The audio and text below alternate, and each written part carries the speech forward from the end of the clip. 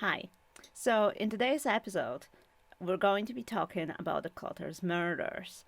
If you've never heard of them, buckle up because this episode is not going to be for the faint-hearted. Um, the reason I'll be talking about murders today, not even one, but three of them, is because I'll be covering Truman Capote's book called In Cold Blood. Um, so the way this book transpired was Truman Capote. He was working for New York Times, and he got asked if he wants to do one of the two assignments. So one of them was following a maid and writing about her like daily life, and the other one was murder. He picked the murder because he assumed it's going to be quite short, and he'll wrap it up quite quickly. So he goes to Holcomb, Kansas. He takes with him Harper Lee.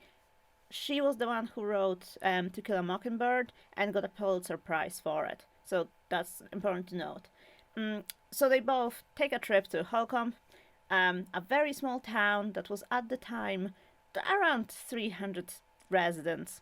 That's how big it was.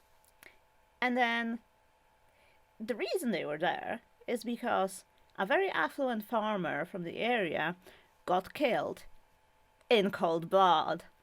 Get it? I'll have to be a bit more amusing with this book because the subject matter is tragic. Like I never thought I love murders. I've got all the time for it. But even with this book, when I was reading it, like there were times when I was just like, please stop. This is like so depressing. I literally couldn't like handle it. It was very good though. Honestly recommend it so much. But yeah, so let's talk a bit about the background as well. So, Holcomb, Kansas was this really lovely small village um, with a lot of God fearing, lovely people. Most of them knew each other. And then you also had the Clutters. Clutters, so there was Herb Clutter. He was obviously the father. He made his fortune because he was very smart with the agriculture and he knew exactly how to introduce a lot of different innovation, and basically he was very open, a very kind person, always paid fair wages. He was a really nice man. Everyone in town respected him as well. He had a wife, Bonnie. Now Bonnie had a bad spell. She was basically very depressed. Now this is kind of speculated these days because after the book came out, a lot of people were like, "Oh, there are a lot of discrepancies," and some people said that so in the book, Bonnie suffers from postnatal depression because of her last son. In fact, I think she just had a bad back and she was a bit depressed, and it wasn't as bad as it was presented in the book. So he kind of so there are discrepancies, if that makes sense. Then so they've got like 5 children or 6 children, I think, or four. Sorry, can't do numbers. um, so there was Nancy and Kenyon. They lived with them, and there was Beverly and someone else who already moved out because they were like adults already and had their own families. Now Nancy was 17-year-old, I think, or 16. A very adorable young lady, very helpful within the community, won awards for her baking and such. She was generally just, this popular, bubbly young female, unspoiled by the terrible things and such. And then you've got Kenyon. Kenyon was 15-year-old. What do you expect from a 15-year-old in the 50s? He was, chasing coyotes and stuff like that, and I don't know, playing with a shotgun. So point is, he was a young man, looking forward to the future, expecting something interesting to happen with his life. Now, one night in November, the whole family went to sleep, never to wake up again. Well, they did wake up at some point just to see a shotgun pointed at them. November 15th, 1959. The whole family has got a regular day as always. Nancy's boyfriend, she had a boyfriend as well, Bobby Rupp. He visits her, they watch some football. The family goes to sleep. Bobby leaves at 11. However, there are two ex-convicts. I mean, they're still criminal. Perry Smith and Dick Hickok. They they hear from another cellmate at some point. Dick specifically, he hears from another cellmate at some point that there's this Mr. Clutter. He's very wealthy. He's got so much money. He's so affluent. And the guy didn't really like. He was just bragging. He basically worked for Clutter at some point, and the guy treated him very nicely. So he just mentioned it in passing, and then Dick was like, "Oh, tell me more about this. Ah, do they have a safe? Whoa!" And like he's asking all of those weird questions, and like Floyd answers all of them. He's like, "Oh yeah, I think he's got a safe somewhere potentially." And Dick's like, "Uh huh, okay, right. How about I just rob them and kill them?" And the guy's like, "Uh oh." And but obviously they're literally in prison. Nothing's going to happen, so he didn't really take it seriously. Um, until he sees in the news that the whole family got killed. Now, what happened was the both Perry Smith and Dick, they make this. So Dick convinces Perry to meet with him for the perfect singe. Why do Americans make up words? How do you even pronounce that? It's like Cinch. Singe? Anyway, so the point is, right? So Dick convinces Perry to go to the Clutter house, rob them, and get the money because supposedly there's a safe. He's got the description of the safe. He'll be able to find it somehow. So they go there. They get some supplies on the way. Capote is very detailed when it comes to like all the setup. See, just a small break, okay? So when I was reading the book, it was all going like up, up, up, up, up. You literally know for a fact that they're all going to get killed. So you read everything from the start in a massive anticipation, but then you hit the climax, and it just goes down because the next chapter just covers like Perry's childhood. I know, it's very important, but it's just the way it felt when I was reading it. It felt kind of clunky because you got to the murders, you knew what happened. It was like, why am I even reading it anymore? It's like with the when you watch like crime TV shows or like fiction crime books, like you make a point of that anticipation, and with this book, it kind of felt like you already knew what was going to happen before, and then other things happen, and you just it's not that interesting. Just the way it was built, it wasn't like Perry's childhood, for example, or Dick's childhood. They were very interesting standalone things. But then, why do you have to add a whole letter from some army guy? It's just, oh, it was so unnecessary, honestly. But overall, right, it wasn't too bad. They get the supplies. They drive all the way to Kansas. They get through a side door to the Clutters. So from this side entrance, they get into this to his office. So that's where they try to find his safe. Now they can't find it. They search, they search, they search. It's nowhere. So well, they're going to the bedroom. They meet Herb and they're like, dude, excuse me, we want some money. Where is it? And like Dick is being very mean to him as well. Like the worst part about all this, right, is Herb actually wanted to like write them a check. He was like, yeah, that's fine. I understand that you just want money. I'll give it to them. And they were like, oh, where's the safe? But we don't want checks. What do you think we are? And it's like, oh, honestly, when you think about criminals, they're so annoying. Just so annoying. Anyway, so they complain. They're like, "Oh, we're going to find that money. We're going to find that money." So they search the house, and eventually, long story short, they can't find any money. So they grab Herb. They so there were rooms, right, and there was the basement. So with Bonnie and Nancy, they bound and gagged them in the respective rooms. They dragged Kenyon. Oh, sorry, I'm terrible. Before that happened, they put everyone in the bathroom. They even put a chair for Bonnie, so she's so she's not struggling because they've heard that she's not really feeling well. Nice, I guess. Um, but yeah, so they shove them into the bathroom and then they take them out one by one. So Bonnie and Nancy in their respective rooms. Then they grab Kenyon, they drag him down to the basement and um, tie him to the sofa. They're actually very cool crime photos. No, I was not looking at the crime photos before sleep yesterday. Yes, I had a great sleep, thank you. I am not mental. So they were trying to tie him up. And they did. So obviously on the sofa, so he was comfortable, and he was also coughing. So the guy put a pillow under his head, and then so the saddest thing was about Herb.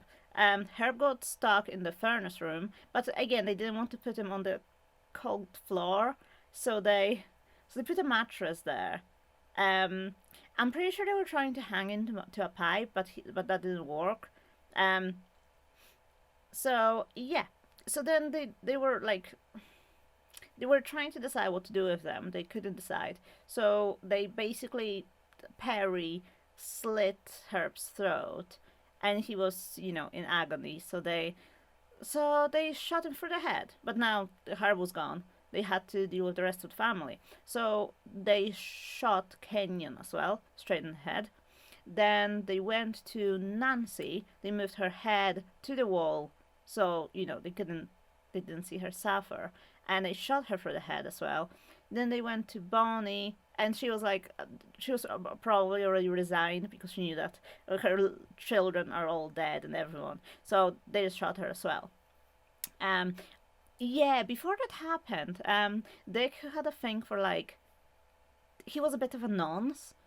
He was thinking of like doing things to Nancy, but Perry stopped him. But then, so it's really funny because later in the book you realize that Perry actually has got very serious psychological problems. Like he's got some actual like rage fits that are homicidal, and then it's really funny because when you read it, so in the first section of the book you've got the description of what happens in general, what they're seeing, what they find, bound, gagged, killed. Okay.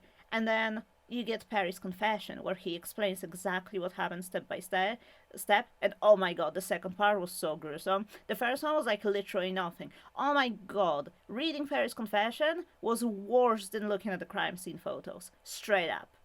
Because you know that it's real and like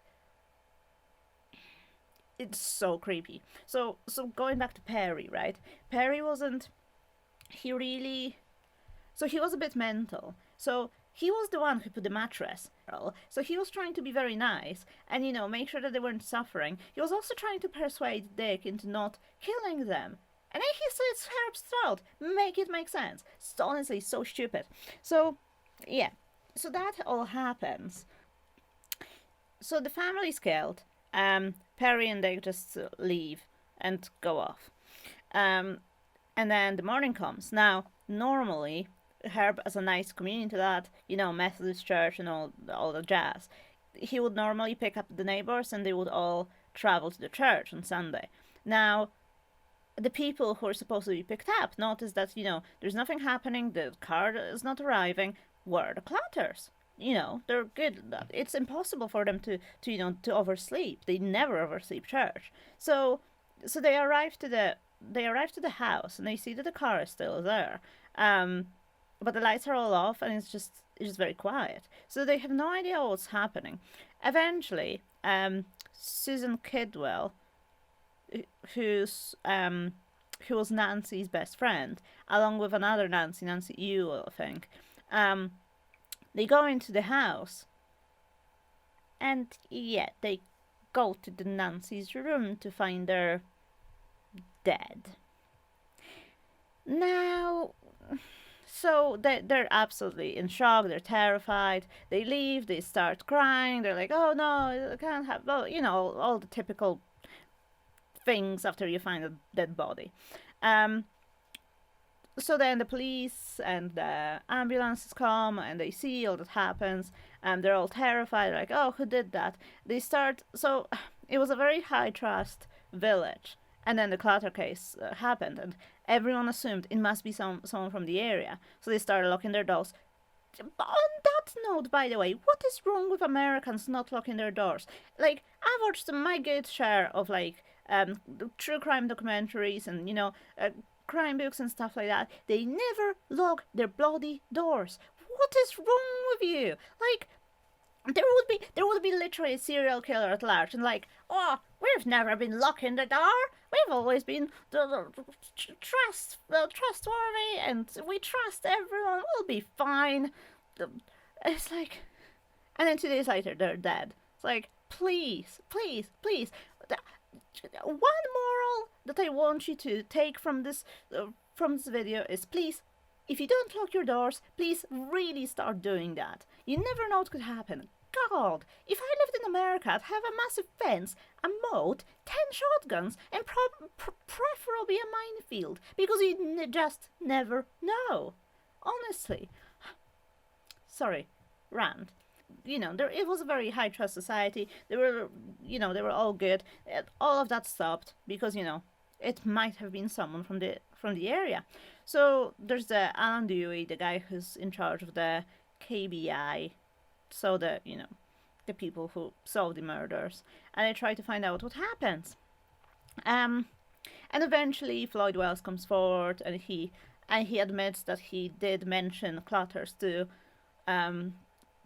Smith and Hickok. They get on.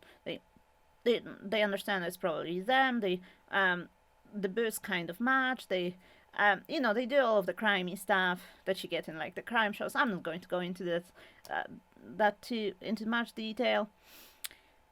And eventually they find them as Smith and Hickok. After they leave Clutters, they decide to go to Mexico. They go to a few places first, but then eventually they go to Mexico, then go back to Kansas. Why would you go back to the place where you literally killed people? Moronic. But never mind.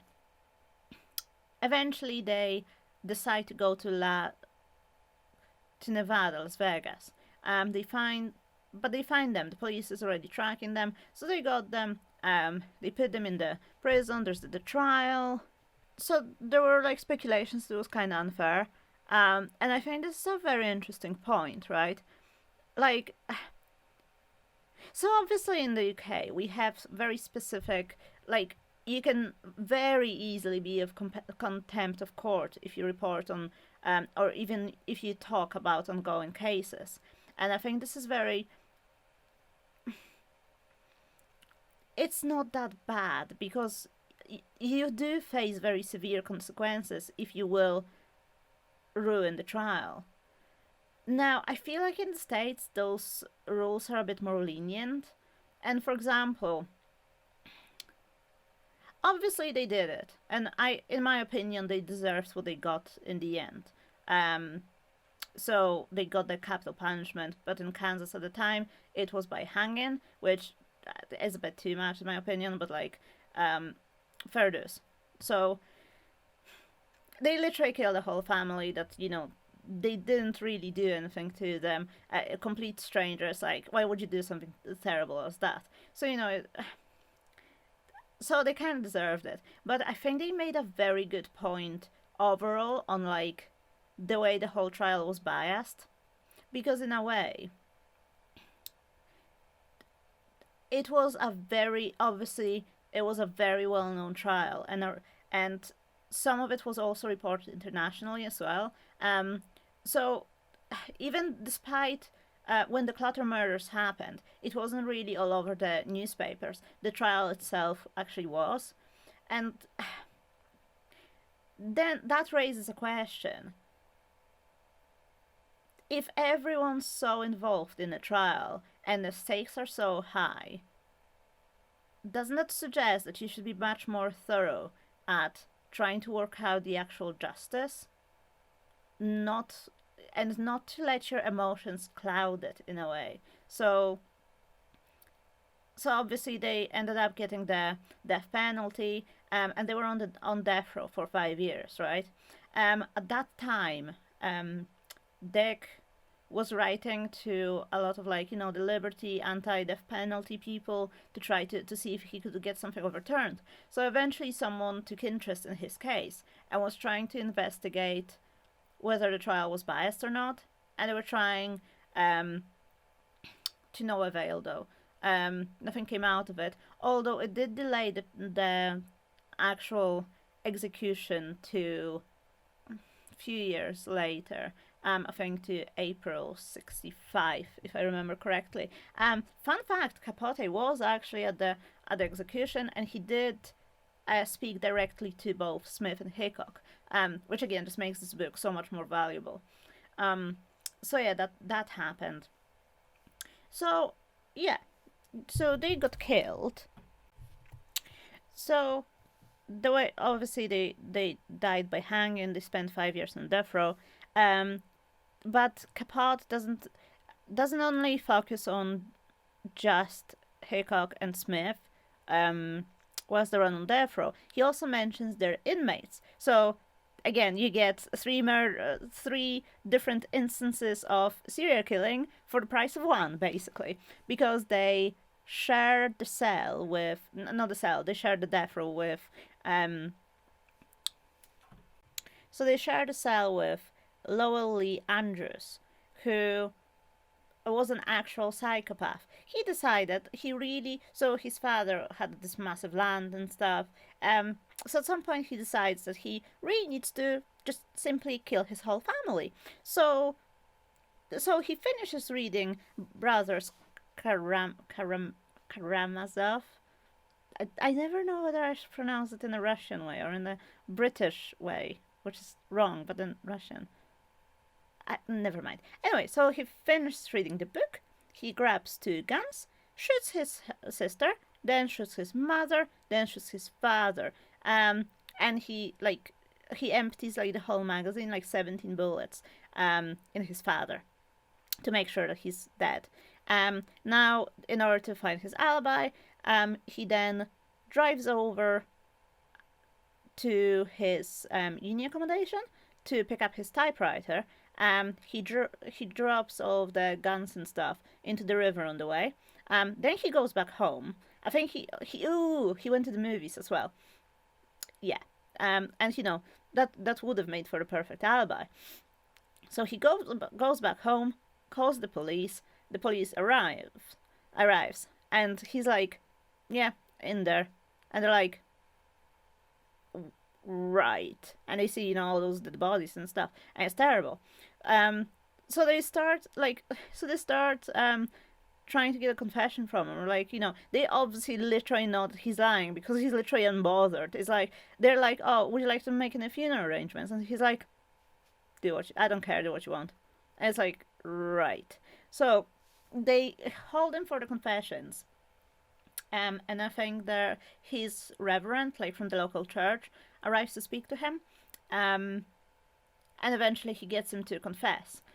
So he's like, oh yeah, I did it. So he shares the death row with Smith and Hickok. And he's very well read, very college educated, but literally mental. Like the guy's just, yeah, he's literally like this really weird incel fat child. When you look at his pictures, it looks insane. And just like the 3 cults there, it's really odd. I do recommend you just having a look, because I have no idea how to share screen. I'll learn that eventually, I promise. Anyway, but that's not all. You also have York and Latham. They were ex-soldiers, both very young, I think 18 and 19. So they also joined the death row. They basically went on a massive murder spree. They started off from those 2 girls who asked them for directions. They were like, oh yeah, just drive behind us and we'll get you to where you need to go. Then they get into swamps and they basically kill them with like I think makeshift garrote or something. So they're dead. They steal their car, I think. And they kill a lot of people on the way as well. Like, it's very upsetting. Like, it's so sad. Like, there's this like really lovely guy, Otto. he's like, this really nice, lovely local grandpa. He gets killed, and a lot of other people. I think eventually their number goes up to 7. So they kill 7 people, and eventually one of the roadblocks, um, in Utah maybe, I'm not too sure. One of the roadblocks set around the state borders, they catch them, and they get put on death row, well deserved. And yeah, so there goes Lowell Lee Andrews. Um, he goes gets hanged. Um, it's very. I think the whole conversation of the capital punishment is very interesting in the book, personally, because so there's a point where with one of the hangings, there's a reporter talking to one of the guards, and he's like, so this doesn't really seem very humane. And it's like, you already know that it takes like 19 minutes for some of them to die, like after they hang. Like the doctor awkwardly goes over, checks if they're still dead, and he's like, no. And he waits, and he goes back, and they're still not dead. It's terrible, honestly terrible. So, so then the so then the reporter's like, oh, that doesn't really seem very humane to me. And the guard's like, oh no, they don't suffer. He's like looking at this wriggling body. Are you sure? And I think it's very interesting because like you get throughout like um the latter part of the book, you get a lot of different opinions on capital punishment. Even during the trial when they decide what to do exactly with Smith and Hickok, they're trying to establish whether they should get the death penalty or not, and both sides use the Bible to justify their opinion. So, for example, um, people who do want to use the death penalty are like eye for an eye and such. If you do not obey the Ten Commandments, you receive death. So again, it's still, it's kind of justified. So I think the whole conversation around it is very interesting. And again, whatever your personal opinions on the penalty are, I think the book generally makes a lot of very good points around it. Especially considering that I think York and Latham, they were the last ones to get the death penalty in Kansas, or by hanging at least. So, so again, it is a good book. So yeah, you get the death of Smith and Hickok, and that's about it regarding the book. The book's very detailed. It really does take you from the very beginning with with what they were like, to all the details about Smith and his terrible childhood, through Dick and his okayish childhood. Dick actually suffered a car incident, so he ended up something just went wrong.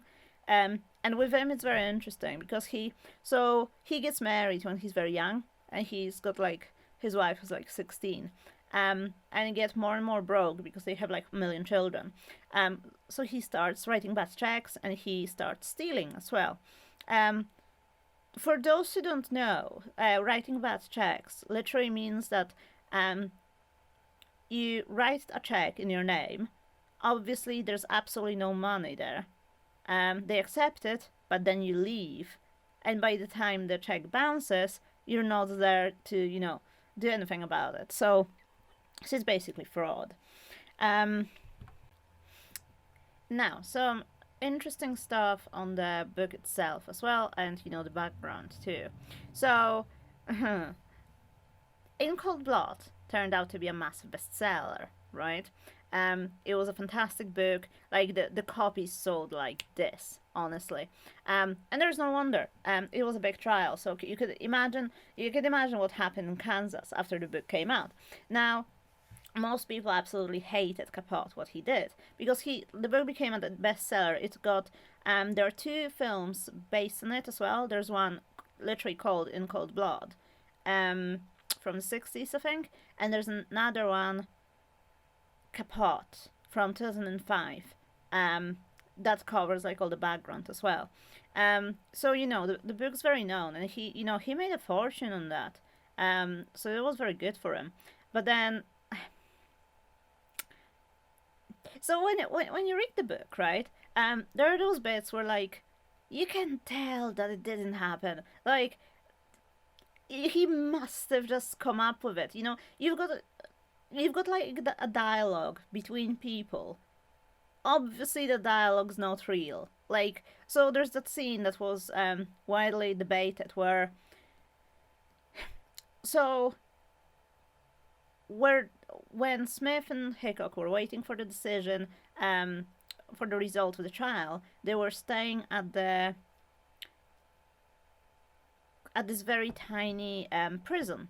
And the lady who was working in that prison, she was really lovely. And supposedly she was chatting to Smith all the time. They became friends. She was making his favorite rice and stuff.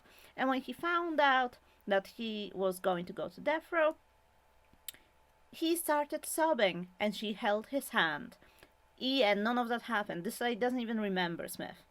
So there are so many discrepancies like that. So the story is like factually accurate, and you know the most important thing. So the deaths, how they happened, all the evidence, how they caught Smith and Hickok, what happened in the meantime, everything after that.